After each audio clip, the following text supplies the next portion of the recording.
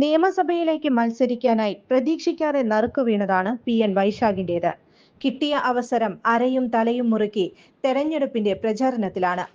വടക്കാഞ്ചേരിക്ക് ചെറുപ്പം എന്നവകാശപ്പെടുന്ന ഈ ചെറുപ്പക്കാരൻ 5 വർഷം വടക്കാഞ്ചേരിയുടെ മാറ്റത്തിനായി എനിക്ക് തരിക, മാറ്റമില്ലെങ്കിൽ അത് തിരുത്താം എന്നാണ് വൈശാഖ് മുന്നോട്ട് വെക്കുന്നത്. വടക്കാഞ്ചേരിക്കൊരു മാറ്റം വേണം, ആ മാറ്റത്തിനായി ഒരു വോട്ട് വേണം. ഇതാണ് PN വൈശാഖ് വോട്ടർമാരോട് അഭ്യർത്ഥിക്കുന്നത്. നമസ്കാരം. എനി ടൈം ന്യൂസിന്റെ എല്ലാ പ്രിയ പ്രേക്ഷകർക്കും സ്ഥാനാർത്ഥിക്കൊപ്പം എന്ന പരിപാടിയിലേക്ക് ഒരിക്കൽ കൂടി സ്വാഗതം. ഇപ്പോൾ നമ്മോടൊപ്പം ഉള്ളത് വടക്കാഞ്ചേരി നിയോജക മണ്ഡലത്തിലെ ഐക്യ ജനാധിപത്യ മുന്നണി സ്ഥാനാർത്ഥിയും വടക്കാഞ്ചേരി നഗരസഭയുടെ പ്രതിപക്ഷ നേതാവുമായ PN വൈശാഖാണ്. നമസ്കാരം സർ, എനി ടൈം ന്യൂസിലേക്ക് സ്വാഗതം. നമസ്കാരം. നമ്മൾ രണ്ടാമത്തെ തവണയാണ് ഒരു അഭിമുഖത്തിന് എത്തുന്നത്. കഴിഞ്ഞ അഭിമുഖത്തിൽ പറഞ്ഞു വെച്ചതിൽ നിന്ന് തന്നെ തുടങ്ങാം. വടക്കാഞ്ചേരിയിലെ MLA സ്ഥാനാർത്ഥി ആയി വൈശാഖ് വരുമോ എന്നുള്ളതായിരുന്നു നമ്മുടെ ആ ചോദ്യം. അപ്പൊ വീണ്ടും സ്ഥാനാർത്ഥിത്വത്തിലേക്ക് എത്തിപ്പെട്ടിരിക്കുകയാണ്. അതിനെക്കുറിച്ച് എന്താണ് പറയാനുള്ളത്? പാർട്ടി വിവിധ കാലഘട്ടങ്ങളിൽ ഓരോ ചുമതലകളെ ഏൽപ്പിച്ചിട്ടുണ്ട്. അത് KSU കാലഘട്ടത്തിലും അതുപോലെ തന്നെ യൂത്ത് കോൺഗ്രസ് കാലഘട്ടത്തിലും. യൂത്ത് കോൺഗ്രസ് ദേശീയ ഭാരവാഹിയാക്കി തമിഴ്നാടും പോണ്ടിച്ചേരി ലക്ഷദ്വീപ് അടക്കമുള്ള സംസ്ഥാനങ്ങളുടെ ചുമതലയായിരുന്നു തന്നത്. അവിടെ പോയി പ്രവർത്തിക്കാൻ പറഞ്ഞു, അവിടെ പോയി പ്രവർത്തിച്ചിട്ടുണ്ട്. അവിടെ റിസൾട്ട് ഉണ്ടാക്കാൻ പറഞ്ഞു. കൃത്യമായി ലോക്സഭാ തെരഞ്ഞെടുപ്പിൽ നമ്മൾ കൃത്യമായി ഇടപെടൽ നടത്തിയിട്ടുണ്ട്. തമിഴ്നാട്ടിലും ലക്ഷദ്വീപിലും അത് എല്ലാ സീറ്റും നമ്മൾ UP ജയിക്കുന്ന ഒരു സ്ഥിതി ഉണ്ടായിട്ടുണ്ട്. അപ്പോൾ അങ്ങനെ നമുക്ക് ഒരുപാട് പോസിറ്റീവ് കാര്യങ്ങൾ പാർട്ടിക്ക് വേണ്ടി ചെയ്യാൻ സാധിച്ചിട്ടുണ്ട്. ഇപ്പോൾ പാർട്ടി പറഞ്ഞു നിയമസഭയിലേക്ക് മത്സരിക്കാൻ. ഒരു മുനിസിപ്പാലിറ്റി തെരഞ്ഞെടുപ്പ് സമയത്ത് പറഞ്ഞു അന്ന് മുനിസിപ്പൽ തെരഞ്ഞെടുപ്പിൽ മത്സരിക്കാൻ. പാർട്ടി എന്ത് പറയുന്നു അത് കൃത്യമായിട്ട് ചെയ്യുക, അതാണ് എന്നും ഫോളോ ചെയ്തിട്ടുള്ളത്. അപ്പോ അപ്രതീക്ഷിതമായിരുന്നു എന്ന് വിചാരിക്കാം അല്ലേ? ഈ നിയമസഭാ തെരഞ്ഞെടുപ്പ് സ്ഥാനാർത്ഥിയാവുന്ന ഒരിക്കലും നമ്മൾ അതൊക്കെ ഒരുപാട് മുതിർന്ന ആളുകളും ഒക്കെ ഉണ്ട്. പക്ഷേ പാർട്ടി കൃത്യമായി പാർട്ടി സർവേകളും ഒക്കെ നടത്തി കൃത്യമായി ഗ്രൗണ്ട് റിപ്പോർട്ടും ഒക്കെ എടുത്തിട്ടാണ് ചെയ്തതെന്നാണ് ഞാൻ പ്രതീക്ഷിക്കുന്നത്.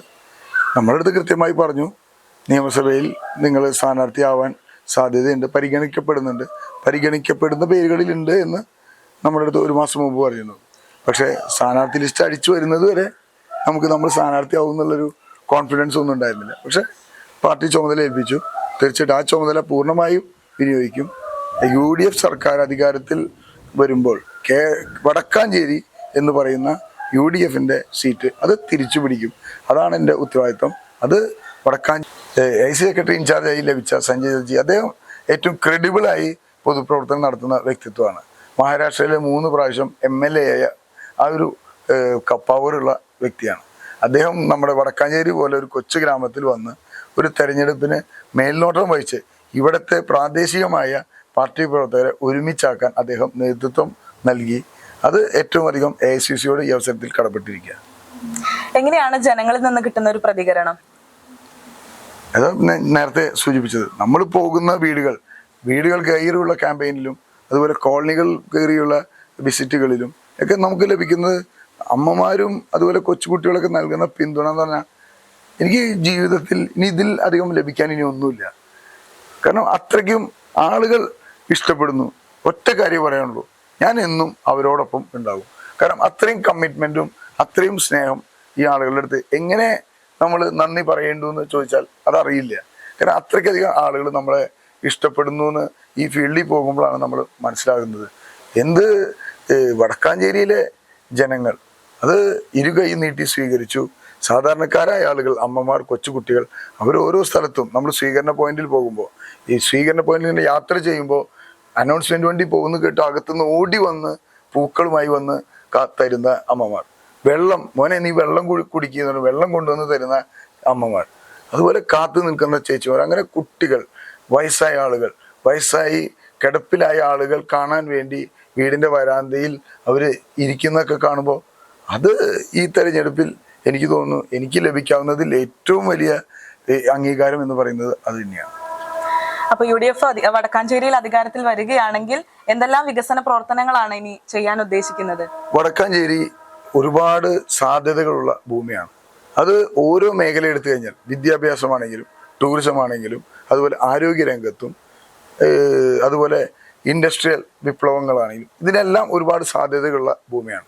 നമ്മൾ ഓരോന്നും എടുത്തു പറഞ്ഞു കഴിഞ്ഞാൽ വടക്കാഞ്ചേരി തൃശ്ശൂർ പട്ടണത്തിന്റെ ഏറ്റവും അടുത്ത് കിടക്കുന്ന മേഖലയാണ് വടക്കാഞ്ചേരി നഗരസഭ ഉൾപ്പെടുന്ന വടക്കാഞ്ചേരി നിയോജകമണ്ഡലം. ആ വടക്കാഞ്ചേരി നിയോജകമണ്ഡലത്തിൽ അടിസ്ഥാനപരമായിട്ട് ഒരു 80% അർബൻ പോപ്പുലേഷൻ ഉള്ള ഒരു സ്ഥലത്ത് അവിടെ അടിസ്ഥാനപരമായിട്ടുള്ള ആവശ്യങ്ങൾ പൂർണ്ണമായിട്ടും നിറവേറ്റിയിട്ടുണ്ടോ എന്ന് ചോദിച്ചാൽ ഇല്ല എന്ന് തന്നെയാണ് പറയേണ്ടി വരിക. ആദ്യത്തെ പ്രശ്നം ഈ നിയോജകമണ്ഡലം ഫേസ് ചെയ്യുന്ന ഏറ്റവും വലിയ പ്രശ്നം എന്ന് പറയുന്നത് കുടിവെള്ളക്ഷാമം തന്നെയാണ്.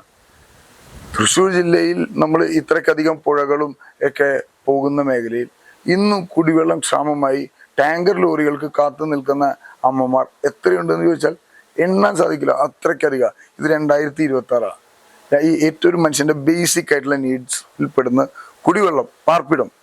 ആ കുടിവെള്ളം എല്ലാ ആളുകൾക്കും വീടുകളിൽ കുടിവെള്ളം നൽകാനാണ് ഏറ്റവും അധികം പ്രാധാന്യം നൽകുക.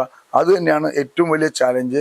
ഞാൻ ഏറ്റെടുക്കുന്ന ആദ്യത്തെ പ്രോജക്റ്റ് എന്ന് പറയുന്നത് വടക്കാഞ്ചേരി നിയോജകമണ്ഡലം സമ്പൂർണ്ണമായി കുടിവെള്ളം നൽകുക എന്നുള്ള പ്രോജക്റ്റാണ്. അതുപോലെ വടക്കാഞ്ചേരിയിലെ വീടില്ലാത്ത സാധാരണക്കാർ, പാവപ്പെട്ട ആളുകൾ, അവർക്ക് കയറി കിടക്കാൻ ഒരു കൂര, അത് വടക്കാഞ്ചേരിയിൽ ഇപ്പോൾ ലൈഫ് മിഷൻ ഫ്ലാറ്റ് ആ പേരും പറഞ്ഞ് അധികാരത്തിൽ വന്ന ആളുകൾ തിരിഞ്ഞു നോക്കിയിട്ടില്ല. 5 വർഷമായി ചെറൽ പറമ്പിൽ കിടക്കുന്ന ലൈഫ് മിഷന്റെ കെട്ടിടം ഒരു കല്ലെടുത്ത് വെക്കാൻ സാധിച്ചില്ല. ഇനി അവിടെയല്ല മറ്റെവിടെയെങ്കിലും ഒരു പ്രോജക്റ്റ് ലൈഫ് മിഷന്റെ പേരിൽ തുടങ്ങാൻ സാധിച്ചിട്ടില്ല. അപ്പോൾ വടക്കാഞ്ചേരിയിലെ വിവിധ മേഖലകളിൽ, വിവിധ പഞ്ചായത്തുകളിൽ നമ്മൾ വീട് ഇല്ലാത്ത ആളുകൾക്ക് വീട് എന്ന പ്രോജക്റ്റുകൾ തുടങ്ങാനും, അതിന് നമ്മളെ പല CSR ഫണ്ടുകൾ നമുക്ക് ഉപയോഗിക്കാം. പല കമ്പനികൾ ഇപ്പോൾ തന്നെ നമ്മുടെ അടുത്ത് പറഞ്ഞിട്ടുണ്ട് വീട് വെക്കാനും അങ്ങനെ സാമൂഹ്യ പ്രവർത്തനങ്ങൾക്ക് വൈശാഖിന് പൂർണ്ണ പിന്തുണ ഉണ്ടാകുമെന്ന് പറഞ്ഞ ആളുകളുണ്ട്. അപ്പോൾ നമ്മൾ അതെല്ലാം ഉപയോഗപ്പെടുത്തി വടക്കാഞ്ചേരിയിൽ വീടില്ലാത്ത ഒരു മനുഷ്യൻ പോലും ഉണ്ടാവാത്ത ഒരു മേഖലയായി വടക്കാഞ്ചേരി നിയോജകമണ്ഡലത്തെ മാറ്റുക. അതുപോലെ തന്നെ കുടിവെള്ള പദ്ധതികൾ പൂർണ്ണമായും പൂർത്തീകരിക്കുക. ഇതിനാണ് ഫസ്റ്റ് പ്രയോറിറ്റി. അതിൻ്റെ കൂടെ തന്നെ വടക്കാഞ്ചേരി പട്ടണം എടുത്തു കഴിഞ്ഞാൽ ഏറ്റവും അധികം അനുഭവിക്കുന്ന ബുദ്ധിമുട്ട് എന്താ? ഗതാഗത കുരുക്ക് അല്ലേ? ഉറപ്പല്ലേ? ആ ഗതാഗത കുരുക്ക് പൂർണ്ണമായും പരിഹരിക്കുക. അത് നമ്മുടെ യുദ്ധകാലാടിസ്ഥാനത്തിൽ നമ്മൾ തുടങ്ങുന്ന പ്രോജക്റ്റ് ആയിരിക്കും. വടക്കാഞ്ചേരിയിലെ ബൈപ്പാസിന്റെ പ്രോജക്റ്റ് അനേകായിരം കോടികൾ വേണം. അത് എന്നും സർവേ നടത്തി, മണ്ണ് പരിശോധന നടത്തി, എന്നും മണ്ണ് പരിശോധന ഉദ്ഘാടനം നടത്തുന്ന പ്രോജക്റ്റായി മാറി. 5 വർഷം മണ്ണ് പരിശോധന ഉദ്ഘാടനം. അതിൽ നിന്ന് ഒരു പടി മുന്നോട്ട് വയ്ക്കാൻ സാധിച്ചിട്ടില്ല. അപ്പോൾ നമ്മൾ ആദ്യമേ ചെയ്യാൻ ഉദ്ദേശിക്കുന്നത് വടക്കാഞ്ചേരിക്ക് ഒരു മിനി ബൈപ്പാസ് എന്ന് പറയുന്ന പ്രോജക്റ്റാണ്. വടക്കാഞ്ചേരിയിൽ ഞാൻ 2020 ആഗ്രഹിച്ച പ്രോജക്റ്റാണ്. പക്ഷേ അന്ന് നിയമസഭ 2021 ലഭിച്ചില്ല. മുനിസിപ്പാലിറ്റി കോവിഡ് കാലഘട്ടത്തിൽ നമുക്ക് ലഭിച്ചില്ല. അതുകൊണ്ട് പൂർത്തീകരിക്കാൻ പറ്റാതെ പോയ പ്രോജക്റ്റാണ്. അതിന് ജീവൻ നൽകുക.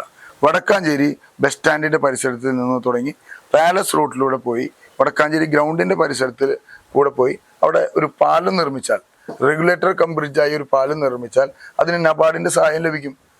നബാർഡിന്റെ സഹായത്തോടെ പാലം നിർമ്മിക്കാം. അത് ഉപയോഗപ്പെടുത്തി നേരെ കുന്നംകുളം റോഡിലേക്ക് കയറുന്ന ഒരു പുതിയ റോഡ്, വടക്കാഞ്ചേരി മിനി ബൈപ്പാസ്, അത് യാഥാർത്ഥ്യമാക്കുക എന്നുള്ളതാണ് നമ്മുടെ വടക്കാഞ്ചേരിയിലെ ഗതാഗതക്കുരുക്ക് പൂർണ്ണമായും പരിഹരിക്കുന്നതിന് ആദ്യത്തെ പ്രോജക്റ്റ്. അത് ചെയ്തു കഴിഞ്ഞാൽ സ്വാഭാവികമായിട്ടും വലിയ വാഹനങ്ങൾക്ക് അത് കൂടെ പോകാൻ സാധിക്കും. പട്ടണത്തിന്റെ അകത്ത് കയറി വളഞ്ഞു പോകേണ്ട ആവശ്യമില്ല, ട്രാഫിക് ജാം ഉണ്ടാവില്ല.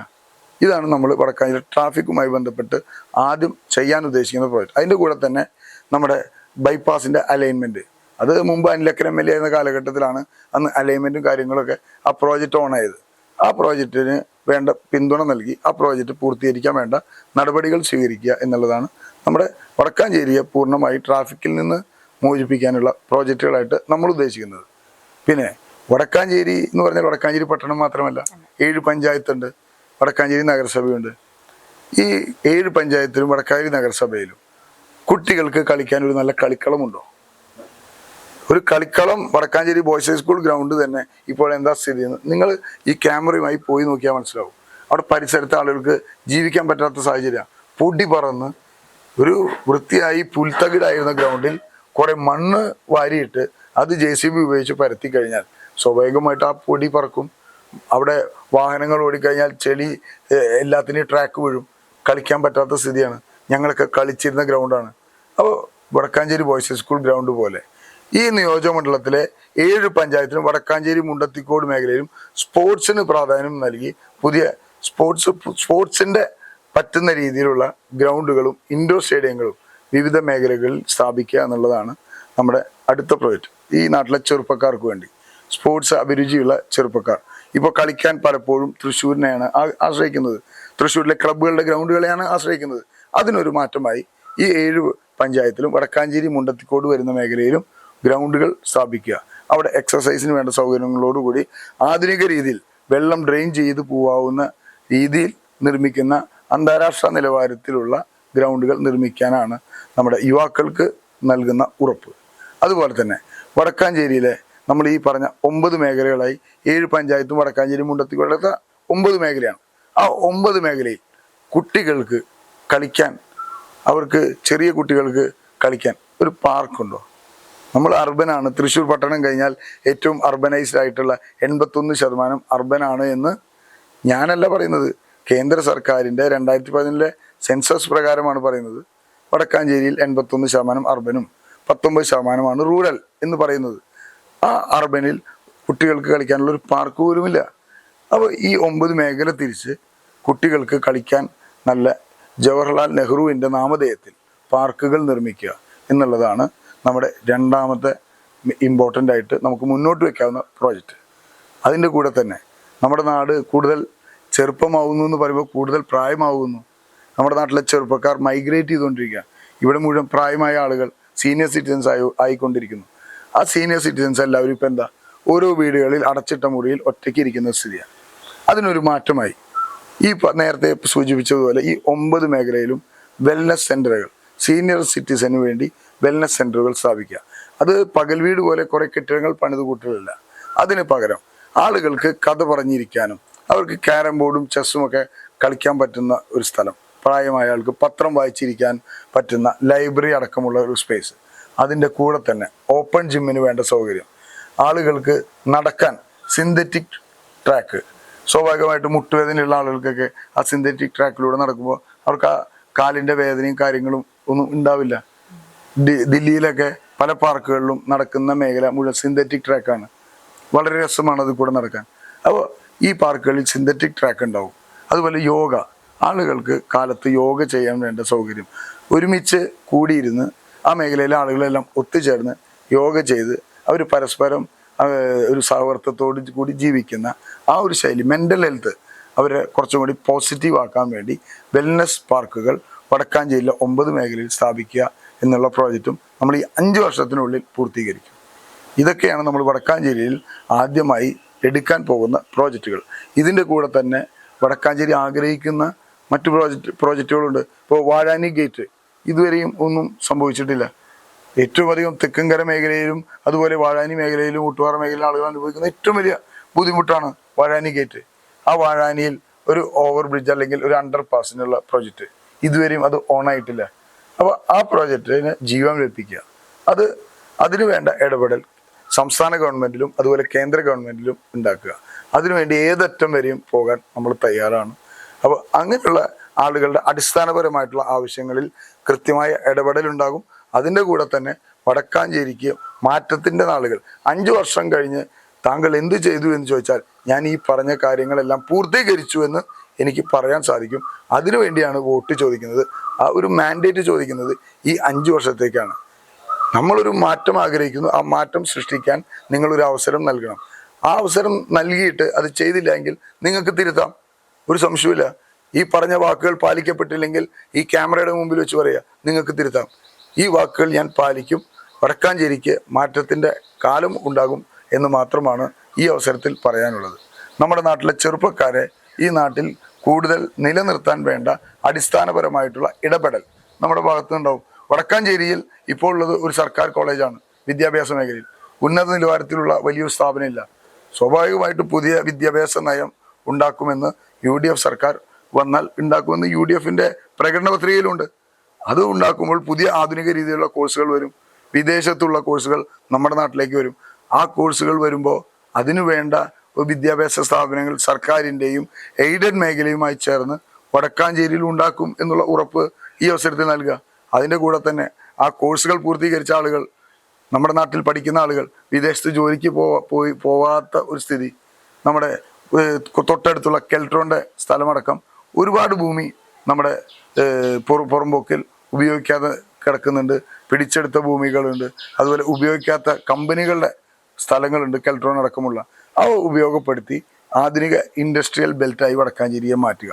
ഇപ്പോൾ കെൽട്രോണിൻ്റെ സ്ഥലമൊക്കെ ഉപയോഗപ്പെടുത്തി നമുക്ക് സ്റ്റാർട്ടപ്പ് വില്ലേജുകൾ സ്റ്റാർട്ട് ചെയ്യാൻ പറ്റും. വടക്കാഞ്ചേരിയെ ഒരു സ്റ്റാർട്ടപ്പ് പട്ടണമാക്കി മാറ്റാൻ ഈ കെൽട്രോണിൻ്റെ ഭൂമി ഉപകാരപ്പെടും. അവിടെ പുതിയ രീതിയിലുള്ള പുതിയ ആളുകൾക്ക് സെസ്സോടുകൂടി പുതിയ IT ഹബ്ബുകൾ, IT പാർക്കിൽ തുടങ്ങാൻ വേണ്ട സൗകര്യങ്ങൾ നമ്മൾ ഉണ്ടാക്കും. അതിൻ്റെ കൂടെ തന്നെ അവിടെ പുതിയ രീതിയിലുള്ള ആധുനിക രീതിയിൽ ആനിമേഷൻ അടക്കം AI അടക്കം സാങ്കേതിക വിദ്യയ്ക്ക് വേണ്ട സൗകര്യങ്ങൾ നമ്മൾ ഗൂഗിൾ അടക്കമുള്ള പല ഇൻ്റർനാഷണൽ കമ്പനികൾ, ഇൻഫോസിസ് അടക്കമുള്ളവരുടെ സഹകരണത്തോടു കൂടി നമ്മളവിടെ ചെയ്യാനാണ് ആഗ്രഹിക്കുന്നത്. വടക്കാഞ്ചേരിക്ക് ഒരു മാറ്റം അത് തന്നെയാണ് നമുക്ക് മുന്നോട്ട് വെക്കാനുള്ളത്. അപ്പൊ വലിയ രീതിയിൽ ഒരു മാറ്റം വടക്കാഞ്ചേരിക്ക് വരും എന്നാണ് UDF പ്രതീക്ഷിക്കുന്നത്. ഭരണം തിരിച്ചു പിടിക്കും എന്നാണ് പ്രതീക്ഷിക്കുന്നത്. 100%. അപ്പൊ അത് ഏകദേശം എത്ര ഭൂരിപക്ഷത്തോടു കൂടിയുള്ള ഒരു വിജയമായിരിക്കും ഇത്തവണ എന്നുള്ളത്? ഭൂരിപക്ഷം പ്രവചിക്കാൻ ഞാൻ ആളല്ല, അത് ജനമാണ് തീരുമാനിക്കുന്നത്. അവരുടെ കയ്യിലാണ്. വടക്കാഞ്ചേരിക്ക് മാറ്റത്തിന് വേണ്ടി ഒരു വോട്ട്. ആ വടക്കാഞ്ചേരിയുടെ മാറ്റം നിങ്ങൾക്ക് വിസിബിൾ ആയിട്ടുള്ള മാറ്റം ഈ 5 വർഷത്തിൽ ഉണ്ടാക്കും എന്ന് ഈ അവസരത്തിൽ ഉറപ്പ് നൽകുക. ആ മാറ്റമില്ലെങ്കിൽ നിങ്ങൾക്ക് എന്നെ തിരുത്താം, നിങ്ങൾ ചെയ്ത മാൻഡേറ്റ് തിരുത്താം. ഇത് തിരുത്താൻ പറ്റാത്ത കാലമല്ലല്ലോ. അപ്പോൾ ആ മാറ്റം ഞാൻ ഉണ്ടാക്കും എന്നുള്ള ഉറപ്പാണ് എനിക്ക് ഈ അവസരത്തിൽ നൽകാനുള്ളത്. അതിന് ദയവ് ചെയ്ത് UDFനെ അധികാരത്തിൽ കൊണ്ടുവരാൻ വടക്കാഞ്ചേരിയിൽ UDFന്റെ പ്രതിനിധിയായി മത്സരിക്കുന്ന എന്നെ കൈപ്പത്തി അടയാളത്തിൽ വിജയിപ്പിക്കണമെന്ന് വിനീതമായി അഭ്യർത്ഥിക്കുകയാണ്. മറ്റൊരു ചോദ്യം കൂടി, വളരെ പ്രധാനപ്പെട്ട ചോദ്യമാണ്. നമ്മൾ ചോദിച്ച ചോദ്യങ്ങളൊക്കെ പലപ്പോഴും വലിച്ചു വന്നിട്ടുണ്ട്, അതോട് ചോദിക്കുകയാണ്. UDF ഇത്തവണ UDF അധികാരത്തിൽ വരികയാണെങ്കിൽ, സംസ്ഥാനത്തിലുടനീളം അധികാരത്തിൽ വരികയാണെങ്കിൽ, വടക്കാഞ്ചേരി വൈശാഖിനൊപ്പം യുവത്വത്തിലേക്ക് കടക്കുകയാണെങ്കിൽ നമുക്കൊരു മന്ത്രിയെ എവിടെ നിന്ന് പ്രതീക്ഷിക്കാമോ? അതെല്ലാം പാർട്ടി തീരുമാനിക്കേണ്ട കാര്യമാണ്. അതൊന്നും നമ്മൾ ഇവിടെ ചർച്ചയ്ക്ക് പോലും സ്കോപ്പ് ഉണ്ടെന്ന് എനിക്ക് തോന്നുന്നില്ല. വടക്കാഞ്ചേരിയിൽ ഒരു മാറ്റം, അതായത് ഏറ്റവും പ്രാധാന്യമുള്ള മാറ്റം ഉണ്ടാകണമെന്നാണ് നമ്മൾ ആഗ്രഹിക്കുന്നത്. പക്ഷേ അതിനൊക്കെ മന്ത്രിയാവാനും അതിനൊക്കെ ഒരുപാട് സീനിയറായിട്ടുള്ള ആളുകളുണ്ടെന്നേ. അപ്പോൾ അതൊക്കെ ലീഡർഷിപ്പ് തീരുമാനിക്കേണ്ട കാര്യങ്ങളാണ്. എന്തായാലും അതിലേക്കൊന്നും നമ്മളെ ദയവ് ചെയ്ത് നമ്മളെ വലിച്ചിടരുത് എന്ന് മാത്രമാണ് ഈ അവസരത്തിൽ പറയാനുള്ളത്. നമ്മൾ വടക്കാഞ്ചേരിക്കാരനായി, വടക്കാഞ്ചേരിക്ക് മാറ്റത്തിനായി, വടക്കാഞ്ചേരിയിലെ സാധാരണക്കാരെ കൂടെ നിൽക്കാനാണ് ആഗ്രഹിക്കുന്നത്. അത് ഉണ്ടാവും എന്നുള്ള ഉറപ്പാണ് ഈ അവസരത്തിൽ നൽകാനുള്ളത്.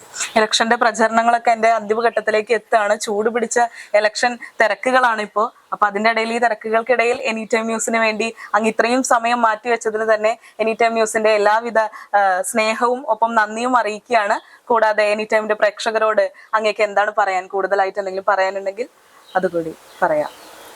വടക്കാഞ്ചേരി അടിസ്ഥാനപരമായിട്ടുള്ള വേണ്ട വികസന പ്രവർത്തനങ്ങൾ പൂർത്തീകരിക്കാനും പുതിയ വടക്കാഞ്ചേരി, മാറ്റത്തിൻ്റെ വടക്കാഞ്ചേരി ഉണ്ടാക്കാനും നിങ്ങളുടെ വിലയേറിയ വോട്ടുകൾ കൈപ്പത്തി അടയാളത്തിൽ നൽകി എന്നെ വിജയിപ്പിക്കണമെന്ന് വിനീതമായി അഭ്യർത്ഥിക്കുകയാണ്. എന്നും ഞാൻ ഒരു സാധാരണ വടക്കാഞ്ചേരിക്കാരനായി നിങ്ങളോടൊപ്പം, നിങ്ങളുടെ മകനായി, അനിയനായി, കൂട്ടുകാരനായി എന്നും ഞാൻ കൂടെ ഉണ്ടാകും എന്നുള്ള ഉറപ്പ് ഈ അവസരത്തിൽ നൽകുക. ഇങ്ങനെയൊരു അവസരം ഉണ്ടാക്കി തന്ന വടക്കാഞ്ചേരിയിലെ ജനങ്ങളോട് പറയാൻ ആഗ്രഹിക്കുന്ന കാര്യങ്ങൾ ഇവിടെ പങ്കുവെക്കാൻ അവസരമുണ്ടാക്കി തന്ന എനി ടൈം ന്യൂസിന് ഈ അവസരത്തിൽ നന്ദി രേഖപ്പെടുത്തുന്നു. വടക്കാഞ്ചേരിയിലെ എല്ലാ പ്രിയപ്പെട്ടവർക്കും നന്മയുടെയും ഐശ്വര്യത്തിൻ്റെയും ഈസ്റ്റർ, വിഷു ആശംസകൾ.